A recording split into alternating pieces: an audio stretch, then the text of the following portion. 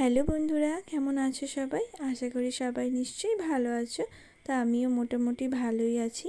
আর video শুরুতেই তোমাদের সবার কাছে ক্ষমা চেয়ে নিচ্ছি, তার কারণ মাঝে বেশ কিছুদিন আমি কোনো ভিডিও দিতে পারিনি তার জন্য। তো চলো, আর আমি মৌমিতা লাইফস্টাইলের আরও একটি নতুন ডেইলি ব্লগে তোমাদের সবাইকে জানাই স্বাগত। আর আজকে তোমাদেরকে সাথে নিয়ে এখন থেকে আজকের ভিডিওটা শুরু করছি। আর আজকে সোমবার, এখন বাজে ওই সকাল 6:30 মতো। তো শুভ সকাল সবাইকে। প্রত্যেক দিনের মতোই সকালবেলা ঘুম থেকে উঠেছি, আর ঘুম থেকে উঠতে আজকে একটু দেরি হয়ে গেছিলো। আর ঘুম থেকে ওঠার পর দেখছি যে সকাল থেকে বৃষ্টি হচ্ছে।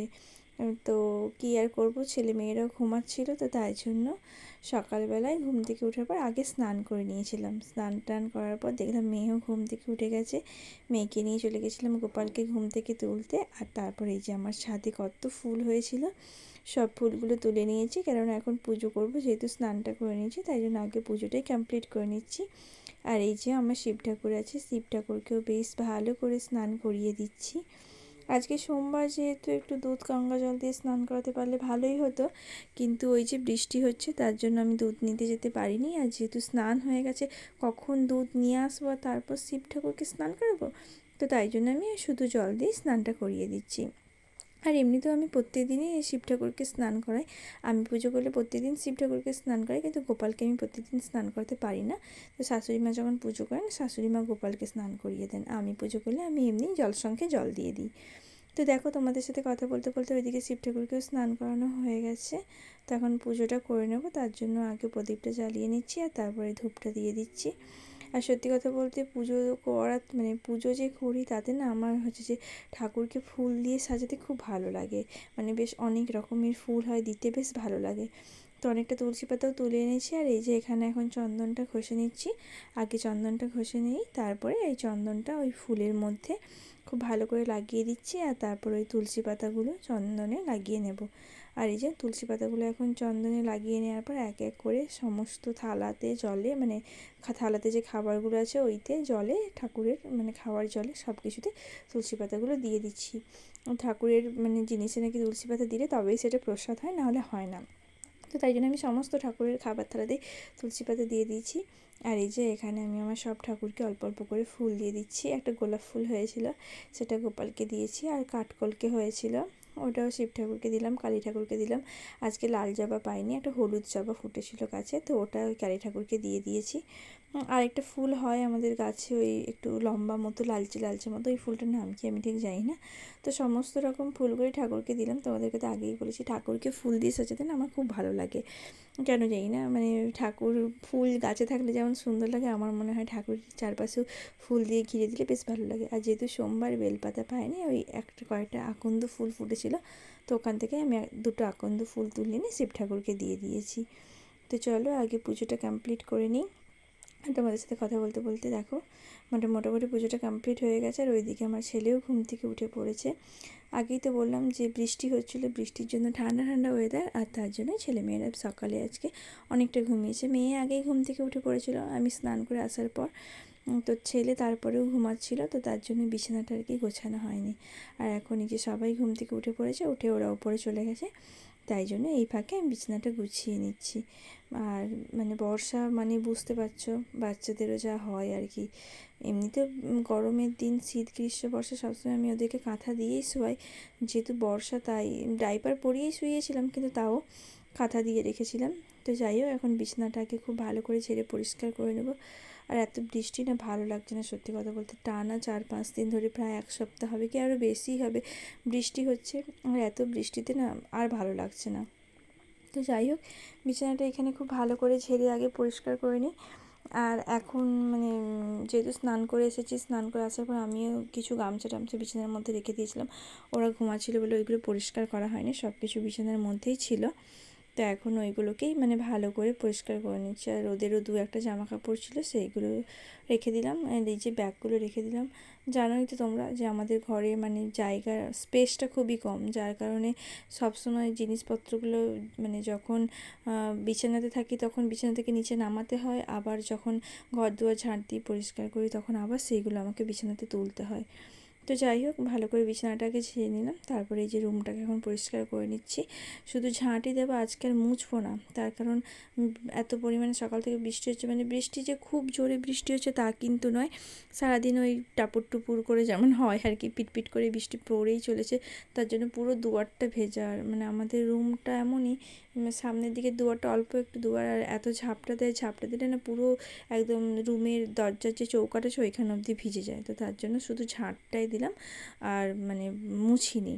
আর চারিদিকে মানে এত পরিমাণ বৃষ্টির জন্য না কোনো জামা কাপড় একটা কিচ্ছু শোকায়নি। কালকেকার যত জামা কাপড় ছিল সব মানে ঘরে খাটে মশারি স্ট্যান্ডে মেলা আছে, দিয়ে ফ্যান চালিয়ে দিয়েছি। আর আজকের জামা কাপড়গুলো ছোটো ছোটো জামা কাপড়গুলোও দিয়ে দিয়েছি, আর এগুলো এখানে মেলে দিলাম। তো যাই হোক, ওইদিকে মুড়ি টুড়ি খেয়ে নিয়েছি, আর বেশ অনেকটা বেলা হয়েছে, তার জন্য এখন এখানে রান্নাটাও বসিয়ে দিয়েছি। আজকে লাউ শাকের চচ্চড়ি করব, আর মানে চচ্চড়িটা করছি এখনই। আর এই যে চিচিঙ্গা ভাজা হবে, তিল চিচিঙ্গা ভাজা হবে, তো তার জন্য চিচিঙ্গাটা এখানে কেটে রেখেছি। আর দেখো, তোমাদের সাথে কথা বলতে বলতে আমার এখানে লাউ শাকের চচ্চড়িটা হয়েই গেছে। তো এখন আগে চচ্চড়িটাকে নামিয়ে নেব। আজকে লাউ শাকের চচ্চড়িটা এমনি যেমন রোজকার মতো করি ওরকমভাবেই করেছি, বড়ি দিয়ে সমস্ত সবজি টবজি দিয়ে। আর এই যখন তিল চিচিঙ্গাটাও ভাজা বসিয়ে দিয়েছি। চিচিঙ্গা ভাজা তিল চিচিঙ্গা ভাজাতে এমনিই মানে ভালো লাগে খেতে।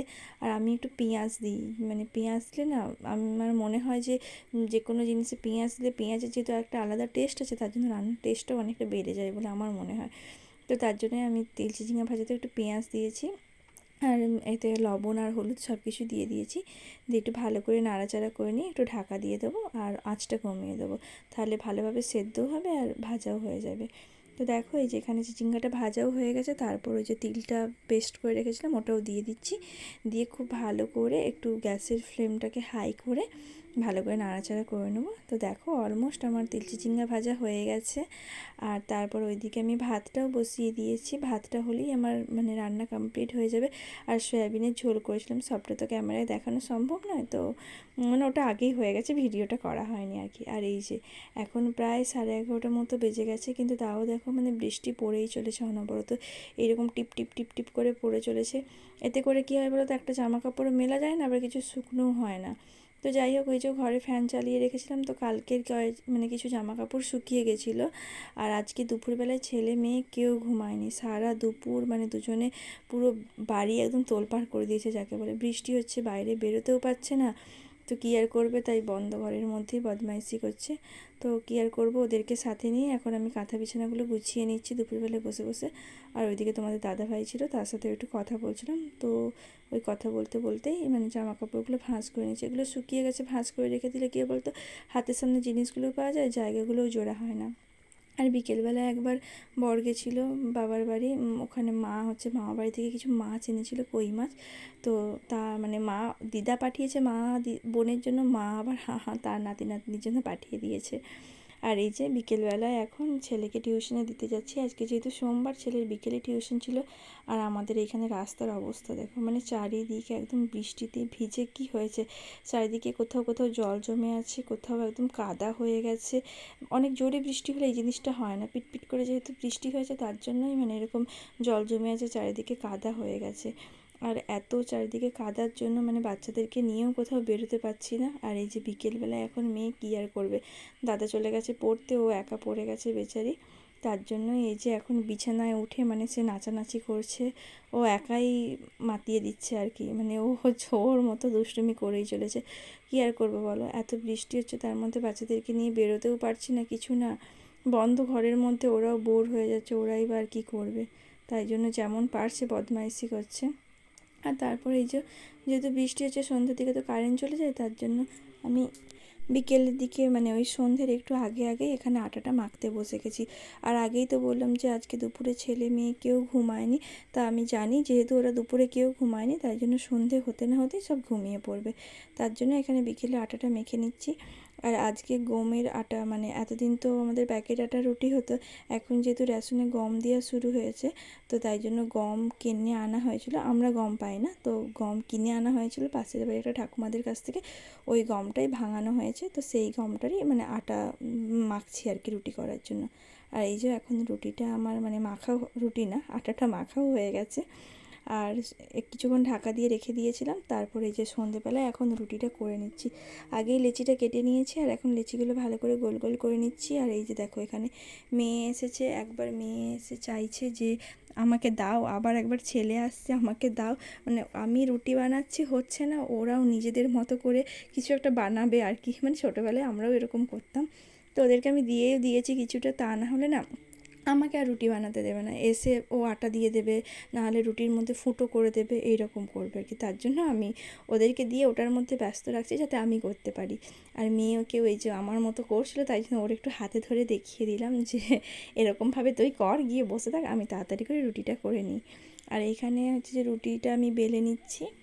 আর মানে এত নরম হয়েছে গমের আটা, তো মানে সব যেন নরম হয়ে যাচ্ছে, চিটে যাচ্ছে, এরকম মনে হচ্ছে। আমি একটু বেশি করে আটা দিয়ে দিয়ে বেলে নিচ্ছিলাম। আর এখানে সব কটা তো আর রুটি হবে না, কিছুটা পরোটাও হবে। তো তার জন্য আমি ভালো মানে রুটি পরোটা যেগুলো যা হবে আগে বেলে নিচ্ছি, বেলে একটা থালাতে রেখে দিয়েছি, পরে গ্যাসটা জ্বালিয়ে করে নেবো। আর তার মাঝে আবার ছেলে এসে বলছে আমাকে আরেকটু আটা দাও, আমাকে আরেকটু লেচি দাও, এইরকম করছে আর কি। তো যাই হোক, দেখো তোমাদের সাথে কথা বলতে বলতে মোটামুটি আমার এখানে সব কটা মানে বেলা হয়েই গেছে।